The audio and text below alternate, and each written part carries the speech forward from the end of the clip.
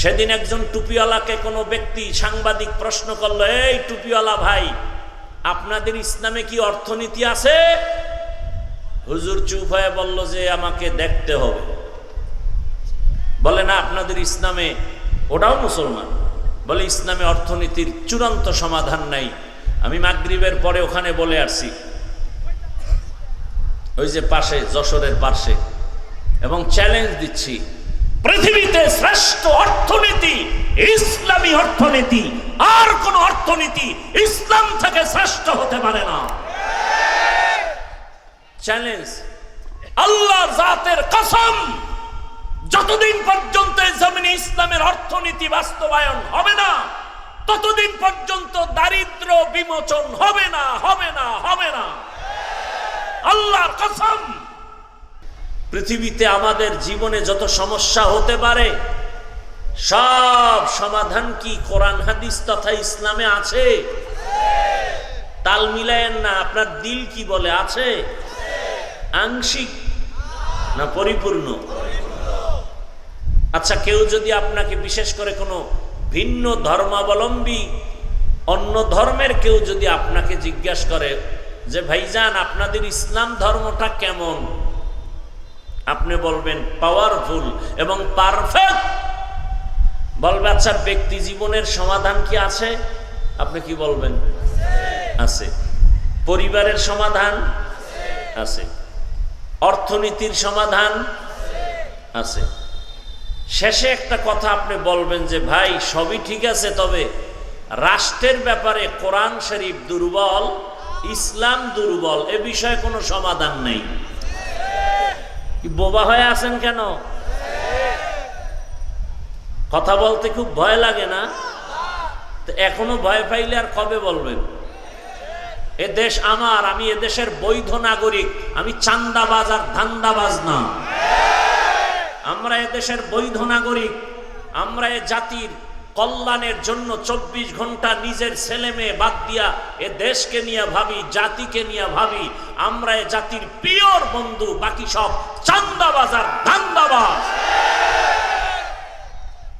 আমরা মানুষের ক্ষতি করি না, আমরা হিন্দুদের বিরুদ্ধে কিছু বলি না, আমরা খ্রিস্টানের বিরুদ্ধে কিছু বলি না, আমরা ইহুদির উপরে আক্রমণ করে কিছু বলি না, আমরা বৌদ্ধ ধর্মের উপরে আক্রমণ করে কিছু বলি না, আমরা যারা নামাজ পড়ে না তাদেরকে গালি দেই না, হ্যাঁ যারা নামাজের বিরোধিতা করে তাদেরকে ছাড়ও দেই না, আমরা যারা দাড়ি রাখে না তাদের বিরুদ্ধে বলি না, যারা পর্দা করে না তাদের বিরুদ্ধে বলি না, হ্যাঁ যারা দাড়ির বিরোধিতা করে, পর্দার বিরোধিতা করে, তারকে আমরা ছাড় দিতে রাজি না।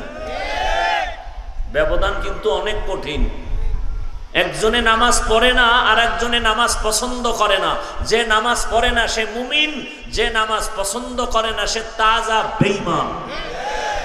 যে দাড়ি রাখে না সে মুমিন, যে দাড়ি পছন্দ করে না বেঈমান। যে পর্দা করে না সে মুমিন, যে পর্দার বিধানের বিরুদ্ধে বলে, পছন্দ করে না বেঈমান। ব্যবধান আছে? কম না বেশি? কঠিন ব্যবধান। আজকে বলছি না বয়ান শুনবেন না, শুধু বুঝবেন, ভালো করে বুঝেন। তাহলে আমরা যে কোরআন মানি, ইসলাম মানি, এটা দুর্বল। রাষ্ট্রের ব্যাপারে কোনো সমাধান নাই? হ্যাঁ, অল্প না পরিপূর্ণ? আরো খোলামেলা বলি, গোটা দুনিয়াটাকে শাসন করেছেন সুলাইমান পয়গম্বর। শুনেছেন? ঘটনা কোরআনে আছে। কেন বলেন রাষ্ট্রের ব্যাপারে কোরআনে কিছু নাই? আপনারা অন্য শব্দ দিয়ে বলেন, আমি সেটা শেষে বলবো। কি শব্দ দিয়ে আপনারা আঘাত করেন?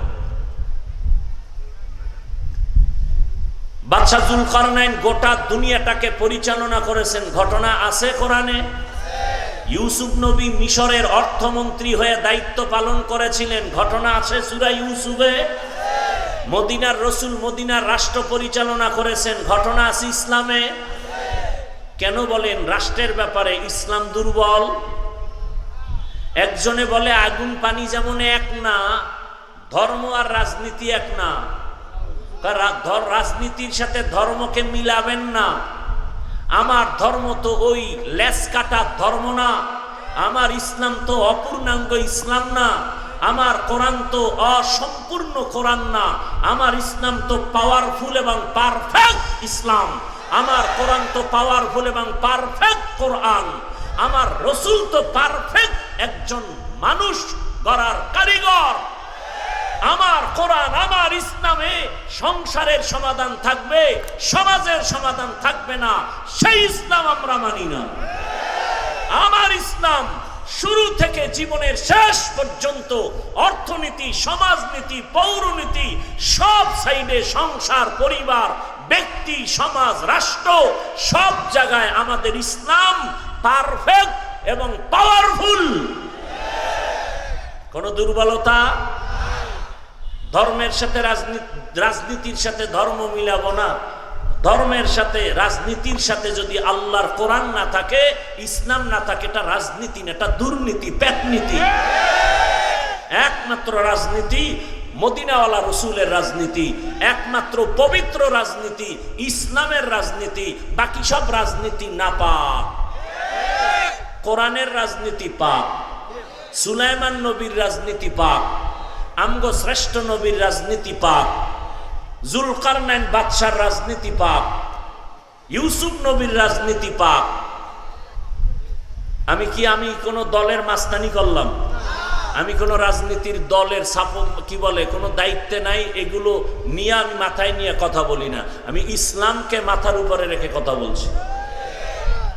ইসলাম আমার অপূর্ণাঙ্গ না, আমার ইসলাম দুর্বল না, আমার আল্লাহও দুর্বল না, আমার রসুলও দুর্বল না। আমি কিন্তু বলছি কথা, আপনি নামাজ পড়েন না, কোনো দ্বন্দ্ব নাই, সালাম আমি আগে দেব, আপনাকে নাস্তা খাওয়াবো, বুকে লাগাবো, বুঝাবো, গালি দিব না। বিরোধিতা করবেন, ছাড় দিব না। খুব কঠিন কথা, কিন্তু আপনি দাড়ি রাখেন না, ঝগড়া নাই, সালাম দিব, বুকে লাগাবো, পারলে বুঝাবো, গালি দিব না। বিরোধিতা করবেন, কোনো ছাড় দিব না। আপনি পর্দা করেন না, কোনো দ্বন্দ্ব নাই, গালি নাই, হাসি মুখে সালাম দিব। বিরোধিতা করলে কোনো ছাড়। আপনি ইসলামের কোরআনের রাজনীতি করবেন না, কোনো ঝগড়া নাই, দ্বন্দ্ব নাই, বুকে লাগাবো, একসাথে খানা খাবো হাসি মুখে। বিরোধিতা করলে ছাড় দিব। বুঝাইতে পারছি? আল্লাহ বুঝার তৌফিক দান করেন। আমার কথা বুঝছেন আপনারা? আপনি ইসলামী রাজনীতি করেন না, যেমন আমিও বলছি আমি কোন রাজনীতির দায়িত্বে নেই, তার মানে আমি বিরোধী না। বিরোধিতা করলে এখানে অনেক কিছু মাইনাস হয়ে যাবে, ঈমান আমলের বিষয়। আপনারা এমন কথা বলেন কেন যে কথার দ্বারা আপনি ভিন্ন মানুষের কাছে আপনার ইসলাম ছোট হবে? আপনি এমন ধারণা করেন কেন যে ধারণার দ্বারা আল্লাহর কোরআন দুর্বল হবে?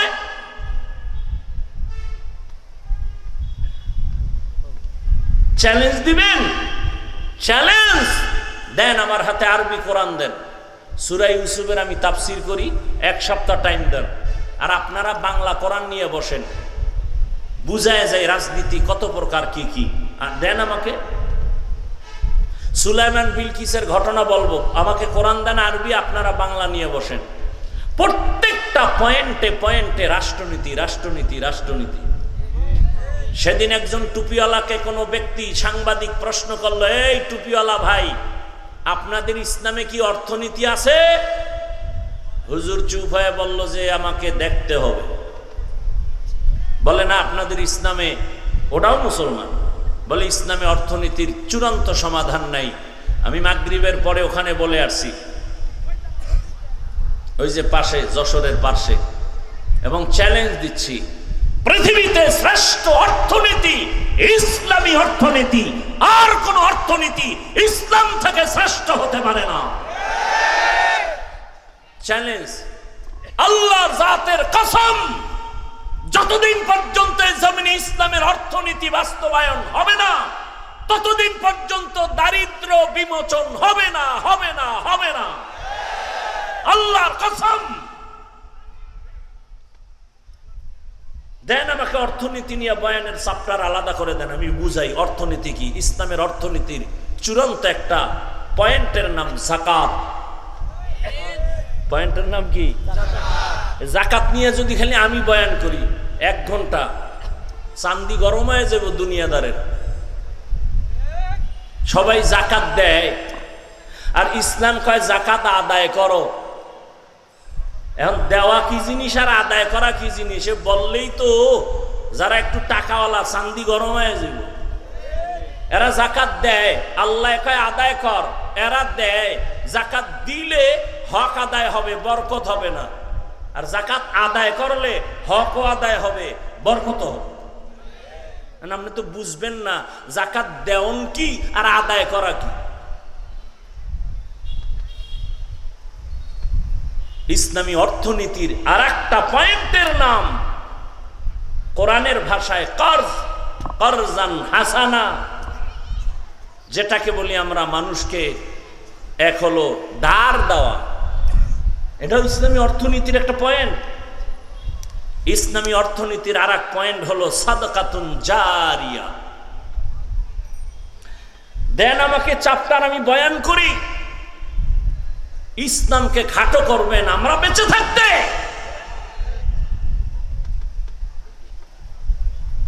সহজ কথা, আপনি নামাজ পড়েন না, আপনাকে বুঝাবো, গালি দিব না। বিরোধিতা করলে সুযোগ পাইলে এমন ভিডা দিব, কোনো ছাড় নাই।